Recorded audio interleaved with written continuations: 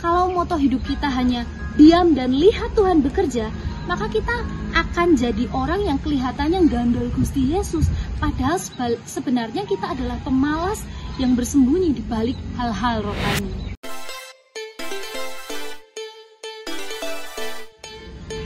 Ketika kita mendengar atau membaca ayat, Tuhan akan berperang untuk kamu dan kamu akan diam saja. Kira-kira apa yang kita pikirkan dari ayat tersebut? Apakah kita berpikir, ya udah diam aja, biarkan Tuhan yang bekerja? Padahal ayat tersebut dituliskan bukan ketika bangsa Israel diam saja dan tidak melakukan apa-apa, tetapi ketika mereka sudah berjalan jauh dan mereka sudah kehabisan akal, mereka tidak bisa lagi melakukan apa-apa di dalam kondisi itu. Tetapi disitulah Tuhan menyatakan kuasanya dan berkata kepada bangsa Israel, Tuhan akan berperang untukmu dan kamu akan diam saja. Di situ Allah sedang meyakinkan umat Israel bahwa Tuhan akan berperang untuk mereka. Tetapi mereka tidak boleh diam saja, melainkan harus terus maju dengan iman. Dan Allah berperang bagi umatnya pada saat mereka berjalan dalam iman dan ketaatan pada firman-Nya.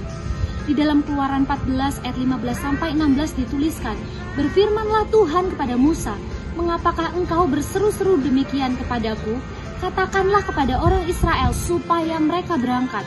Dan engkau angkatlah tongkatmu dan ulurkanlah tanganmu ke atas laut dan belahlah airnya, sehingga orang Israel akan berjalan dari tengah-tengah laut di tempat kering. Kita memang punya Tuhan yang maha kuasa, tapi Tuhan tidak akan menyatakan kuasanya kepada orang-orang yang tidak mau berusaha. Karena tidak ada orang yang berhasil tanpa usaha. Bahkan bangsa Israel pun harus berjuang untuk mendapatkan tanah yang sudah dijanjikan oleh Tuhan.